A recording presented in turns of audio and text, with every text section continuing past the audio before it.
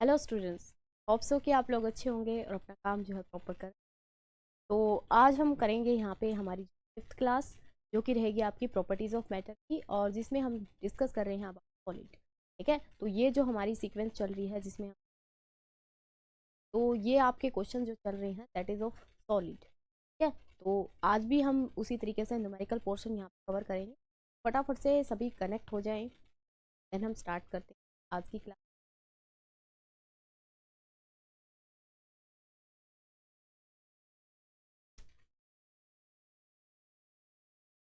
Okay, start करते हैं।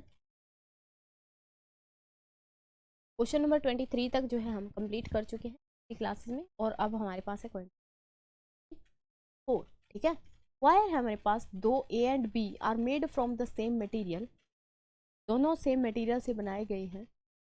A has twice the diameter and thrice times the length of B.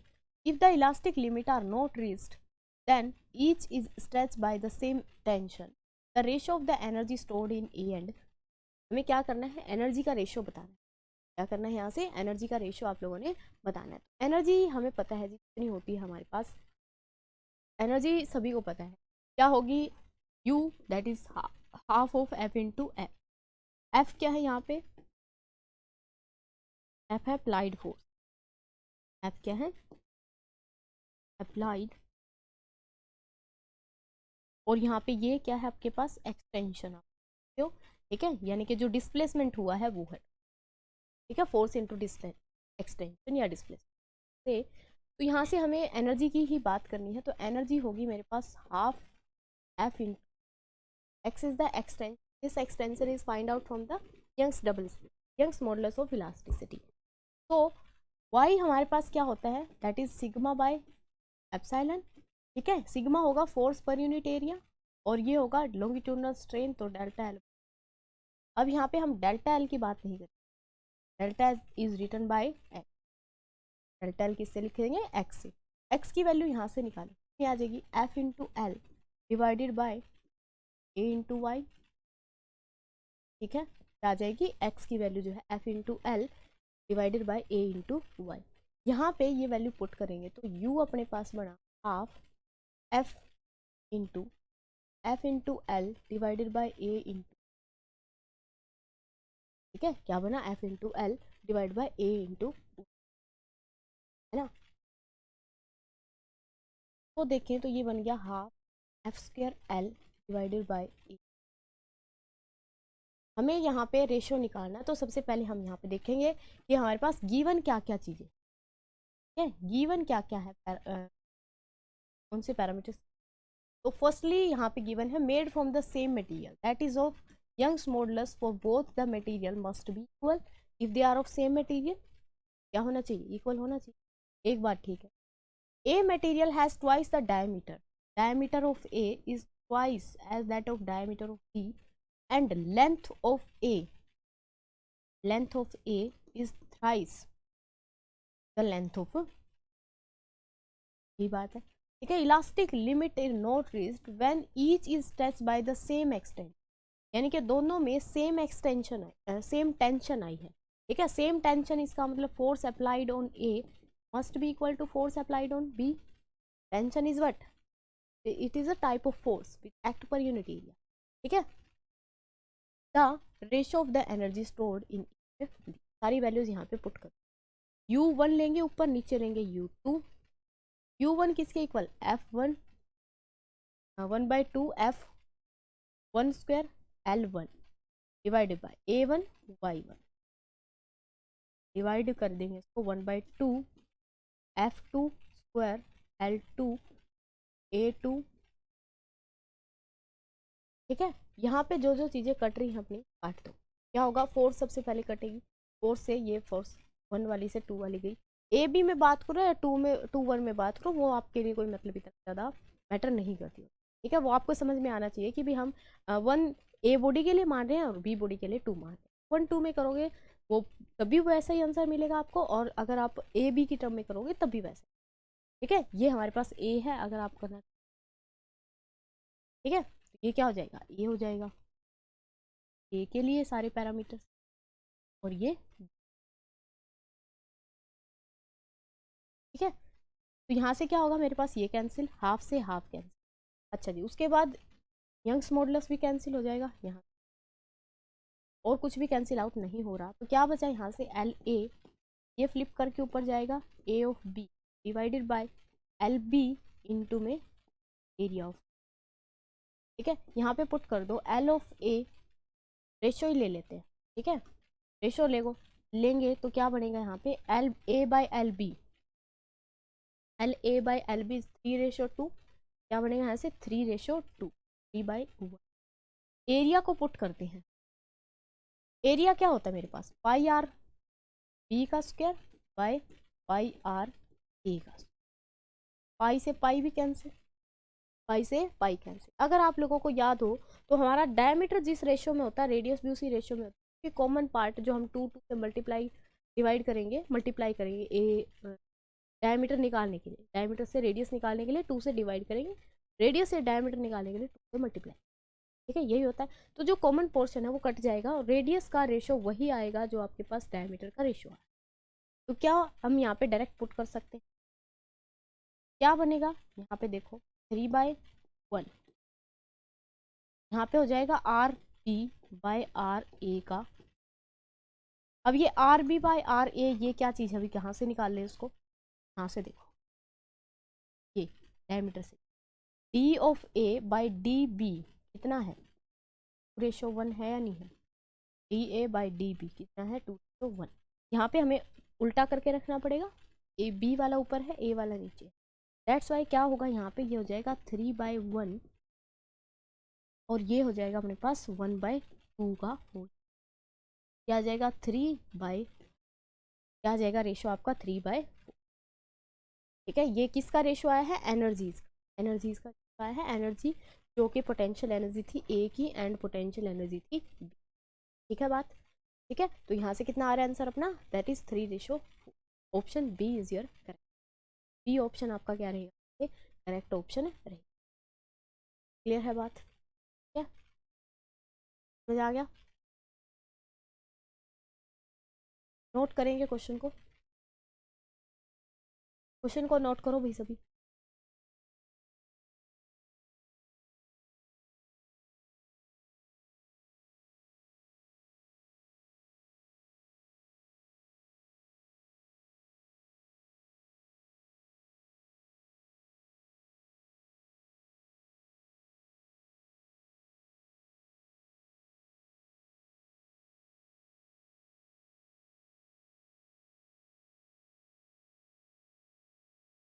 चलिए कर लिया नोट सभी ने, ठीक है, चलिए वो करते हैं next question. Question number 25, an elastic material of Young's modulus y is subjected to a stress s, the elastic energy per unit volume of each material of these material, क्या होगा हमें बतानी है उस मटेरियल की elastic energy per unit volume, यानी कि energy देखो क्या होती है हमारे पास, 1/2 फोर्स इंटू डिस्प्लेस, यही होती है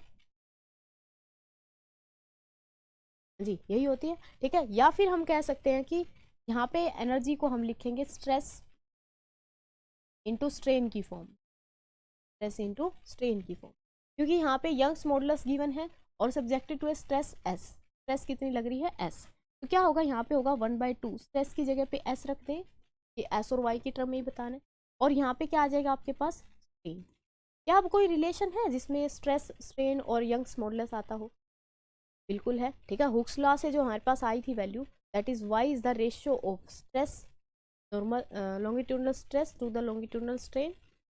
तो यहाँ से क्या करें हम, स्ट्रेन की वैल्यू निकालें, स्ट्रेन की वैल्यू निकालेंगे तो क्या आएगा, strain that is equal to stress by Y, stress is given as S, S by Y, तो स्ट्रेन की जगह पे वैल्यू पुट करते हैं, क्या आ जाएगा 1/2 एस, और यह आ जाएगा एस बाई, आपके पास आंसर 1/2 एस स्क्वायर, क्या कोई ऑप्शन है अपना, S square by 2y, S square by Y, that is option, option B आपका क्या रहेगा यहाँ पे करेक्ट ऑप्शन रहेगा। क्लियर, क्लियर है सभी को, ठीक है। चलिए नेक्स्ट क्वेश्चन देखते हैं, ये तो इजी था क्वेश्चन बिल्कुल ही, है ना। Question number 26, a graph is shown between stress and strain of a metal, है ग्राफ तो है ही नहीं अपने पास। The part in which Hooke's law hold good as, देखो स्ट्रेस और स्ट्रेन का आप लोग इसमें थ्योरी में ग्राफ पढ़ते हो, जो मैं ग्राफ यहाँ पे बना कुछ इस तरीके। भी हम क्या करें, कितनी स्ट्रेस हम अप्लाई कर रहे हैं और कितना जो है स्ट्रेन हमारे पास आ रहा है, ठीक है, कुछ इस तरीके से रहता है। ये ओ है, फिर इसमें पोर्शन बनते हैं अलग, जैसे कि यहाँ तक इस तरीके से भी किसी चीज को, किसी वायर को हम क्या कर रहे हैं यहाँ पे, मान ले खींच रहे हैं, क्या कर रहे हैं, खींच रहे हैं, तो एक्सटेंड कर रहे हैं बाय अप्लाइंग स्ट्रेस, ठीक है, एक स्ट्रेस लगा के हम उसको एक्सपेंड करते जा रहे हैं। तो क्या होगा, वो एक्सपेंड होता जा रहा है, यानी कि लीनियरली जितना हम स्ट्रेस अप्लाई कर रहे हैं उतनी ही ज़्यादा स्ट्रेन उसके अंदर आती जाए। बट क्या होगा, जब हम उसको थोड़ा सा मतलब उसकी एक इलास्टिक लिमिट होगी, फिर उसके बाहर हम फोर्स लगाएंगे तो वो डिस्टोर्शन शो करेगा, के अंदर क्या होगा, डिस्टोर्ट वो हो जाएगा। दैट इज कि वो अपनी वापस से उसी पोजीशन को लेना कम कर दे, धीरे धीरे उसमें क्या हो जाएगा, उसका जो है इलास्टिक फटिग आएगा, है ना। ऐसा ही होगा कि यहाँ से वो डिस्टोर्ट होना स्टार्ट होगा, फिर यहाँ पे जाके और यहाँ पे वो आगे टूट जाएगा, जैसे बनेगा कुछ ग्राफ, ठीक है। तो ये कह रहा है कि ये पोर्शन बनते हैं, जैसे ये ओ है, ओ से लेके ए, फिर ये पॉइंट आएगा बी, फिर यह पॉइंट आएगा सी, और आगे फिर ये डी, ठीक है, ए बी सी डी, तीन इसमें पॉइंट, चार जो है पॉइंट बनते हैं। तो ये कह रहा है कि जो ग्राफ यहाँ पे आपको दिख रहा है स्ट्रेस और स्ट्रेन के बीच में, और मेटल की बात कर रहे हैं, मेटल का कोई वायर हम ले रहे हैं वायर के लिए, तो part in which Hooke's law hold good, Hooke's law क्या कहता है आपको ये पता होना चाहिए, क्या पता होना चाहिए, जो हुक्स लो है ये क्या कहता है। Hooke's law state that stress जो हम अप्लाई करेंगे किसी भी मटेरियल के ऊपर, वो डायरेक्टली प्रोपोर्शनल होगा उसके स्ट्रेन, भी जितनी हम स्ट्रेस लगाएंगे उतना ही ज़्यादा उसमें क्या आएगा, मटेरियल में स्ट्रेन आएगा। आइदर हो सकता है वो लॉन्गिट्यूडनल स्ट्रेन हो, शियर स्ट्रेन हो, या फिर वॉल्यूमेट्रिक्स, ठीक है, कोई भी हो सकता है। तो यहाँ पे दोनों चीज़ें इक्वल क्या करेंगी, डायरेक्टली प्रोपोर्शनल होंगी एक दूसरे। लेकिन यहाँ तक तो बात ठीक है, यहाँ तक तो क्या हो रहा है, हमें पता है कि डायरेक्टली प्रोपोर्शनल का ग्राफ जो है इस तरीके से आता है, ठीक है। उसके बाद क्या होगा कि इसके अंदर जो है अपनी पोजीशन वो रिगेन करना, मतलब हम स्ट्रेस तो थोड़ी सी अप्लाई करेंगे, उसमें स्ट्रेन बहुत ज़्यादा आ जाएगा, समझ गए, स्ट्रेन उसमें क्या आ जाएगा, बहुत ज़्यादा आ जाएगा, यानी कि ये डायरेक्टली प्रोपोर्शनल नहीं रही, डायरेक्टली प्रोपोर्शनल नहीं रही, ठीक है। उसके बाद क्या होगा, यहाँ पे इस पॉइंट पे जाके वो ये डिस्टोर्शन वाला है, यानी कि इसमें वो अपनी, अगर इसमें हम ले आते हैं इस पोर्शन में, अपनी पोजीशन को रिगेन नहीं करेगा, ठीक है, रिगेन नहीं करेगा, डिस्टोर्ट हो जाएगा, और यहाँ पे आगे जाके क्या हो जाएगा, वो टूट जाएगा, क्या होगा, आगे ब्रेक हो जाएगा, ब्रेकिंग पॉइंट बोलते हैं सी, ठीक है। सी के बाद तो फिर वो कभी पोजीशन वापस ले ही नहीं सकता, है ना। तो ये कह रहा है कि हुक्स लॉ कहाँ तक जो है इसमें अप्लाई होता है, कहाँ तक इसमें सेटिस्फाई होता है, तो हुक्स लॉ लगता है हमारा ए से ओ पोर्शन, ठीक है, ओ से लेके ए वाली जो लाइन है, स्ट्रेट लाइन जो शो कर रही है आपकी, वो वहाँ पे दिखा रही है कि स्ट्रेस जो हम अप्लाई कर रहे हैं वो डायरेक्टली प्रोपोर्शनल है के स्ट्रेन के, ठीक है, डायरेक्टली प्रोपोर्शनल के स्ट्रेन के। तो दैट्स वाई हम यहाँ पे आंसर करेंगे, that is O A. O A is the portion which shows that the Hooke's law, ठीक है, या represent the Hooke's law we can say. समझ आई बात, ठीक है। ये पोर्शन आपको पता होना चाहिए कि इसको क्या बोलते हैं, इन पॉइंट के नाम भी पता, ठीक है। एक यहाँ पे यील्ड पॉइंट भी होता है, वो आगे क्वेश्चन आएगा उसमें मैं डिस्कस, ठीक है। यहाँ तक बात क्लियर है, हाँ जी, यहाँ तक क्लियर है सभी को। Move to the next question, hope so कि ये आपने लिख लिया होगा। Question number 27, for steel y is equal to 2 into 10 is to power 11 Newton per meter square required to double the length of steel wire of area 1 cm। Area कितना है आपका, 1 centimetre. अगर इसको हम में लेके आते हैं, ऐसा ही में लेके आते हैं, तो कितना होगा ये, 10⁻⁻4, बिकॉज 1 सेंटीमीटर में 10⁻⁻2 है ना, 4 मीटर। अच्छा जी, यंग्स मॉडुलस कितना गिवन है स्टील के लिए, 2 into 10⁻11 newton per. Require to double the length of steel, हमें लेंथ कितनी करनी है यहाँ पे, डबल करनी, लेंथ को क्या करना है, डबल करना है। तो एक बात बताओ यहाँ से एक चीज, मतलब यही बात समझने वाली है, ये हमारे पास ये वायर पहले इतना था, एक वायर है जो कि हमारे पास इतना था पहले, इसकी लेंथ L थी, हमने इसको डबल कर दिया इसकी लेंथ का, मतलब L और हमने इसको एक्सटेंड कर दिया। अब लेंथ कितनी होगी हमारी, टोटल 2L लेंथ होगी ना, तो पहले जो लेंथ थी उसका डबल टाइम कर दिया। चेंज कितना आया लेंथ में, लेंथ में चेंज कितना, हमें निकालना क्या है यहाँ पे, रिक्वायर टू द फोर्स निकालनी भैया, ये तो बता क्या निकालना है अपने को, force, the force required to double the force हमें, क्योंकि यूनिट फोर्स की ना, फोर्स अगर हमें निकालनी है तो हमें यहाँ पे लगाना होगा y is equal to force per unit area, y की डेफिनेशन डेल्टा L, ठीक है। फोर्स हमें निकालनी है तो फोर्स की वैल्यू क्या आ जाएगी, y ए L होगा, यही होगा है ना। अच्छा जी, y की वैल्यू, सभी की वैल्यू पुट कर देंगे। सबसे पहले हम यहाँ पे डेल्टा L निकालते हैं, डेल्टा L कितना, टोटल लेंथ फाइनली कितनी हुई 2L, और इनिशियल कितनी थी L, तो कितना आ गया L आ गया, वैल्यू पुट कर, वैल्यू पुट करेंगे तो क्या बनेगा, इजी है क्वेश्चन आगे तो, ठीक है। F निकालना था, y is given by 2 into 10⁻11 newton per metre square, into में area, area is 10⁻⁻4 metre square, delta L is equal to L and the original length is also L, ये हमने लेट की, ठीक है, ये हमने माना है। तो चेंज कितना आ रहा है, सेम सेम चेंज आ रहा है, तो ये कैंसिल आउट, यहाँ से क्या बचा 2 इंटू 10⁻11 में से 4 गए तो 7, फोर्स कितनी आ गई 2 इंटू 10⁻7, ईजी है क्वेश्चन, ईजी है, ठीक है, कर लोगे अगर ऐसे क्वेश्चन आते हैं तो आपके, ठीक है। जस्ट हम फॉर्मूला बेस्ड क्वेश्चन कर रहे हैं, इतना ज़्यादा जो है आप एफर्ट लगाने की जरूरत नहीं पड़ेगी अगर आप लोगों ने फॉर्मूलाज को अच्छे से, ठीक है, okay. Move to the next question,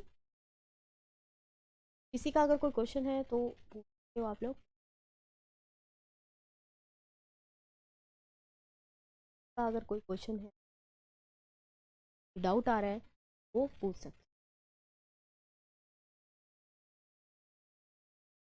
हैं, चलिए चलिए नेक्स्ट क्वेश्चन की तरफ मूव करते हैं। Question number 28, two wire of copper having the length are in ratio this and radius in this ratio stretch by a same force, the ratio of the longitudinal strain in that, इन दोनों में क्या बताना है, longitudinal strain का ratio बताना है, longitudinal strain का रेशियो बताना, इजीली कर दोगे। सबसे पहले लिखेंगे जी क्या गिवन जो चीजें हैं यहाँ, क्या क्या गिवन है, firstly to wires of copper having the same, having the length L1 और L2, तो हम ऐसे लिख लेते हैं L1 और L2, रेशियो कितना है 4, दूसरा radius of 1 to the radius of 2 1 ratio, stretch by the same force, तो F of 1 is equal to F of, और that is equal to F, the ratio of longitudinal strain in the 2 will be, longitudinal strain यहाँ पे देखो, y क्या होता है आपके पास, stress, भी इसकी definition y is equal to longitudinal stress to the longitudinal, longitudinal strain को हम लिखते हैं एप्सिलॉन से, और इसको लिखा जाता है तो एप्सिलॉन 1, ये एप्सिलॉन कितना आ जाएगा sigma by Y, sigma by Y, और सिग्मा क्या होता है स्ट्रेस, यानी that is the force per unit, क्या होता है फोर्स पर यूनिट में वाई, हमें क्या करना है इस एप्सिलॉन का ही रेशियो निकालना, स्ट्रेस का स्ट्रेन का रेशियो यानी निकालना है अपने को, क्या होगा sigma 1 epsilon 1 by epsilon equal to F1 by A1 Y1, यहाँ से आ जाएगा F2 divide by A2 Y2, right, यही बनेगा, ठीक है। तो यहाँ पे जो जो हमें काटना है वो काट दो फटाफट से, पहले तो वही काटेंगे, क्या क्या, फोर्स कट रही है ओनली, फोर्स जो है सेम थी दोनों में। कॉपर वायर है तो कॉपर वायर है तो ये वाई भी सेम ही मिलेगा दोनों के लिए, कॉपर वायर तो सेम ही मिलेगा। ये भी कट गया, क्या बचा A2/A1, क्या बचा A2/A1। A2A1 क्या है, एरिया है, area of second pi R square, area first के लिए पाई आर वन, पाई से pi cancel, R2/R1, R2 ratio R1 कितना है, R1 रेशो R2 है 1/4, फ्लिप कर देंगे कितना हो जाएगा 4/1, 4/1 दैट इज टोटल का कितना बनेगा यहाँ पे 16, कितना आ जाएगा 16:1। क्या आपके पास ऐसा कोई ऑप्शन है, ऑप्शन बी आपका क्या रहेगा, ऑप्शन बी आपका क्या रहेगा करेक्ट ऑप्शन। मजा आई बातें, ठीक है, ठीक, ओके। तो यहाँ से नोट करोगे, आपको एक तो ये फॉर्मूला नोट करना है यहाँ से, ठीक है, ये फॉर्मूला नोट करना है, देन आगे तो कैलकुलेशन तो कर दोगे।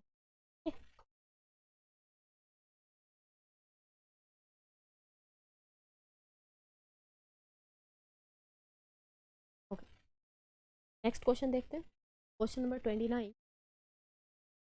Shear strain is expressed by, shear strain जो होता है वो होता क्या है, शियर स्ट्रेन होता क्या है, शियरिंग स्ट्रेन जिसको बोलते हैं,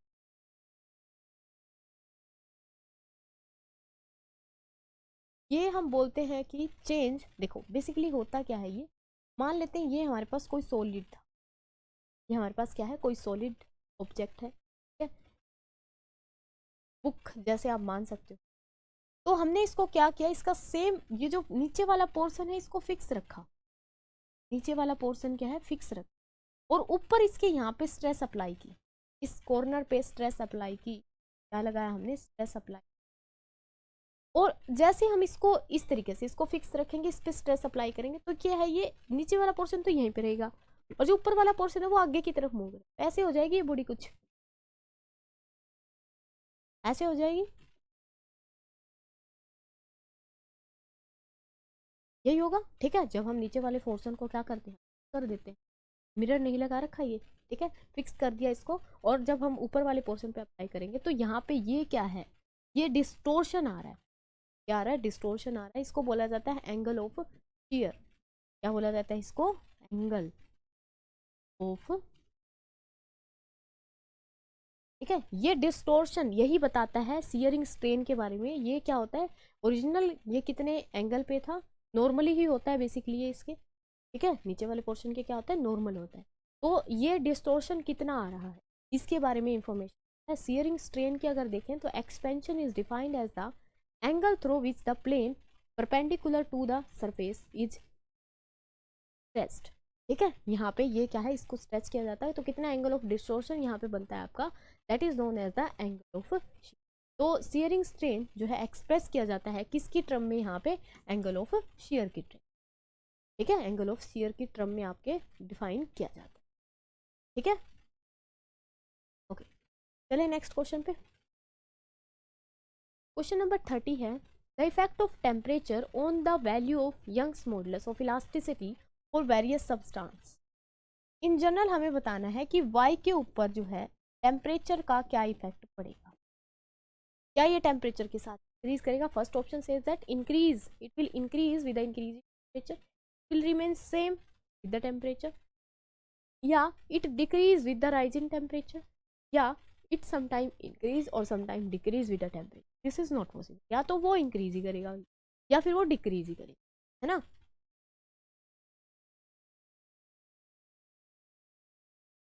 ठीक है। चलो, तो कांस्टेंट भी नहीं रहेगा क्योंकि हम बार बार डेफिनेशन में पढ़ते हैं कि इट विल डिपेंड, या it is depend on the nature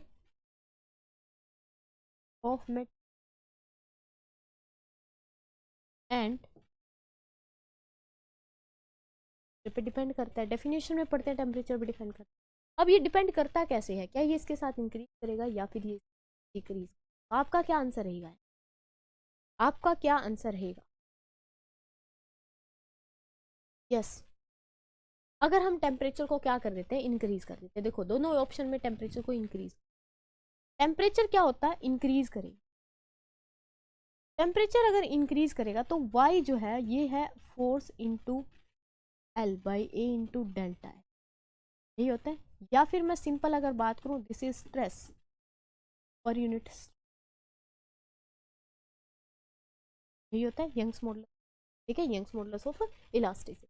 तो अगर हम टेम्परेचर को क्या कर देते हैं, इंक्रीज कर देते हैं, तो इससे होगा क्या, इससे जो इंटर एटॉमिक इंटरेक्शन है, इंटर एटॉमिक अट्रैक्शन आप बोल सकते हैं, वो क्या हो जाएगी, वीक हो जाएगी, क्या हो जाएगी, वीक हो जाएगी, inter atomic interaction.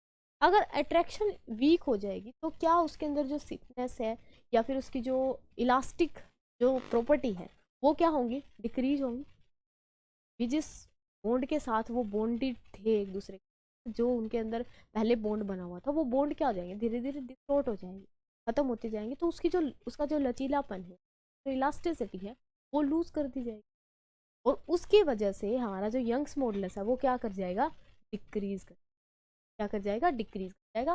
That's why option रहेगा सी, ये डिक्रीज करेगा विद द इंक्रीज इन, जैसे जैसे टेम्परेचर इंक्रीज करेगा जो यंग्स मॉडुलस ऑफ इलास्टिसिटी क्या करेगा, डिक्रीज करेगा, ठीक है, ओके। चलिए नेक्स्ट क्वेश्चन की तरफ मूव करते हैं। The breaking stress of a wire of unit cross section is called, breaking stress जो होता है किसी भी वायर का ऑफ यूनिट क्रॉस सेक्शन को क्या बोला जाता है, हाँ जी, breaking stress of a wire of unit cross section is called, इसको बोला जाता है टेंसिल, ठीक है। अब यहाँ पे मैं एक एक को डिफाइन कर देती हूँ, बस टेंसिल स्ट्रेंथ क्या होती है, it is the amount of या maximum amount of force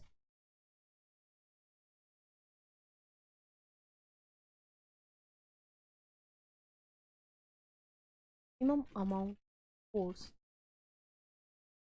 that can be tolerated by a body before breaking,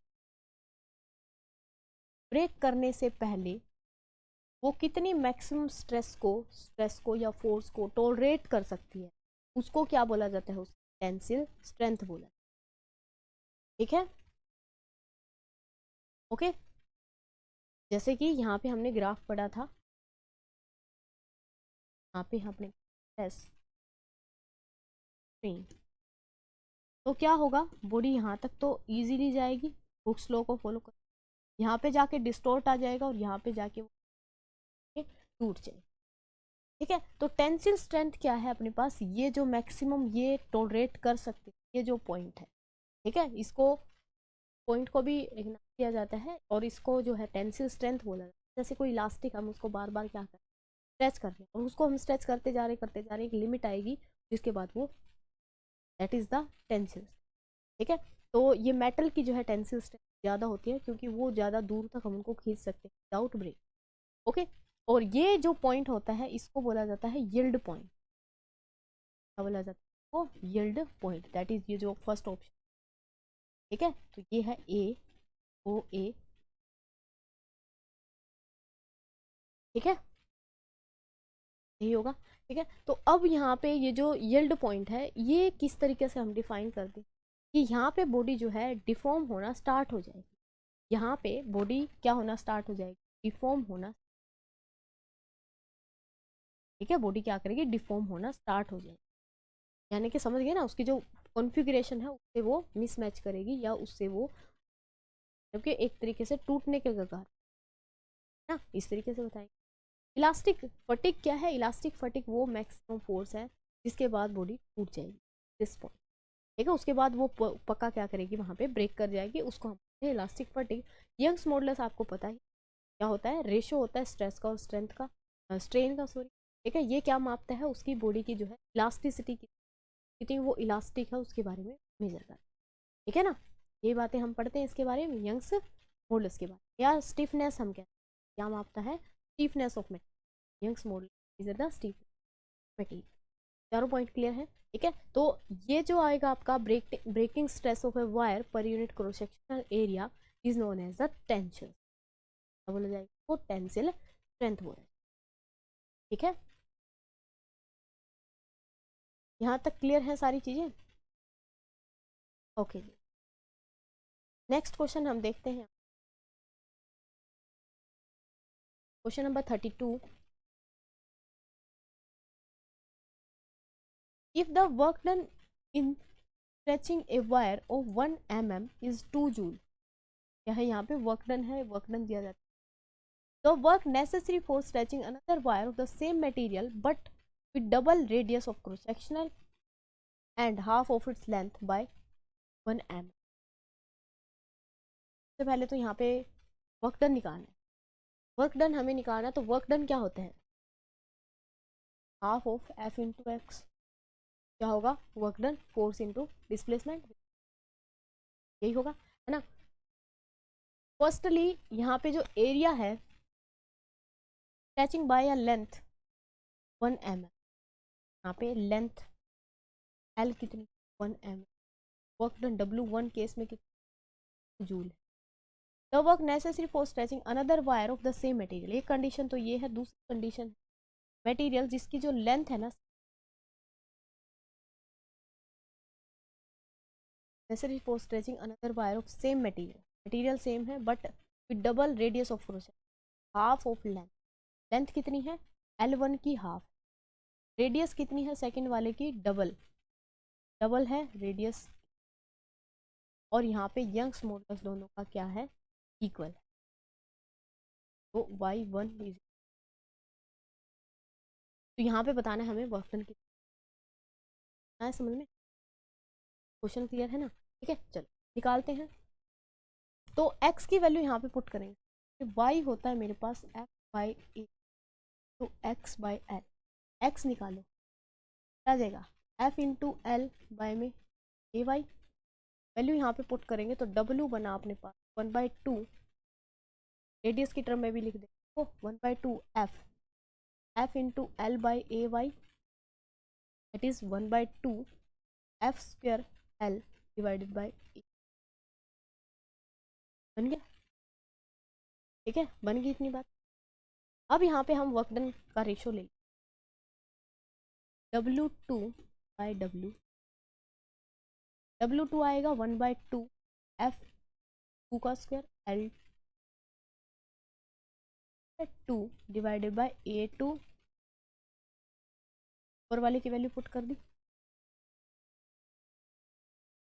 चल रहे हो ना साथ साथ, क्या अपना मतलब जो है नोटबुक में करते रहा करो, अगर सिर्फ देखोगे तो वो फिर जितनी टाइम आपने देखा उतने टाइम तक ही आपके दिमाग में, जैसे क्लास ऑफ माइंड तो अपना हाथ से क्या करो।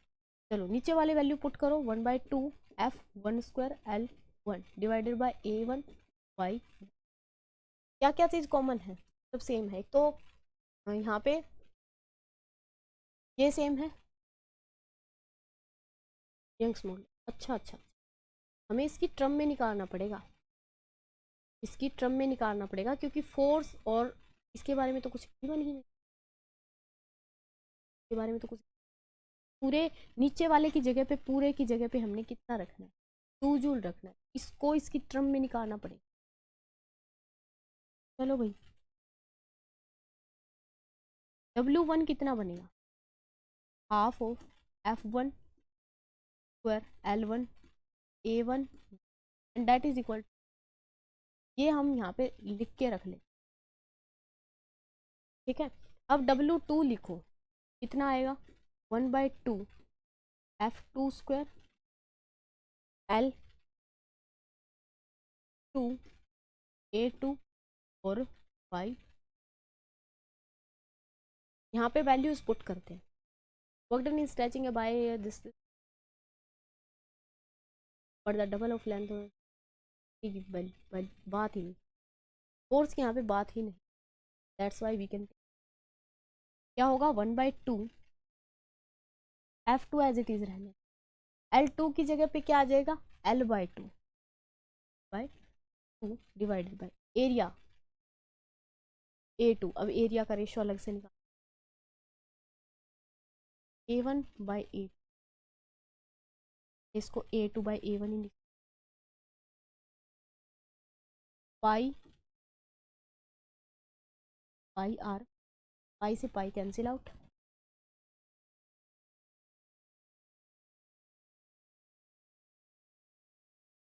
पाई से जो है पाई कैंसिल आउट हो जाएगा, A2 by A1 is equal to R2 by R1 का whole square, R1 ratio R2 ratio R1 कितना है 2 है, कितना हो जाएगा 2 का स्क्वायर, ये हो जाएगा 4, कितना हो जाएगा 4।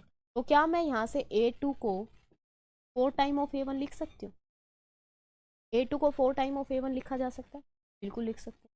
अच्छा पुट कर दो ये वैल्यू, A2 की जगह पे कितना 4 टाइम ऑफ A1, और Y1 और Y2 तो इक्वल ही थे, ये Y1 आ जाए, ठीक है ओके।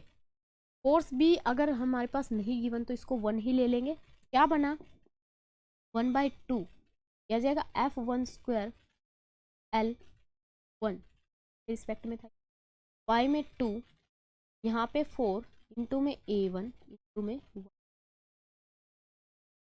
यही बनेगा, ठीक है। इसको यहाँ पे इरेज कर देते हैं क्योंकि ये वही सारा समान क्वेश्चन में। क्या बनेगा हमारे पास, यहाँ पे बनेगा 1/2, 1/2 भी नहीं लेते इसको, 1/4 की मल्टीप्लाई करो इसके साथ 8, और ये 2 वाला उसी में पड़े, 1/8 which is equal to F1 square L1 divided by कितना A1 1/2 यहाँ पे और Y1। क्या हमारा ये जो पोर्शन है ये इसके इक्वल ही आ रहा है, ये जो पोर्शन है इसके इक्वल आ रहा है, ठीक है। क्या होगा ये 1/8 into 1/2 F square 1 L1 A1, इस पूरे की जगह पे हम रख देंगे 2, रख देंगे 2, तो इसको काटेंगे कितना आ जाएगा 1/4, कितना आ जाएगा 1/4, यानी कि जो W2 होगा ना हमारा, W2 ही चल रहा था ये उस साइड से, क्या W2 हमारा कितना आ जाएगा 1/4, कितना होगा ये ऑप्शन डी आपका क्या है, ठीक है जी, डी ऑप्शन आपका क्या रहेगा करेक्ट रहेगा, सही बात, ठीक है। तो ऐसे ऐसे क्वेश्चन जो है आपको आगे भी अगर देखने को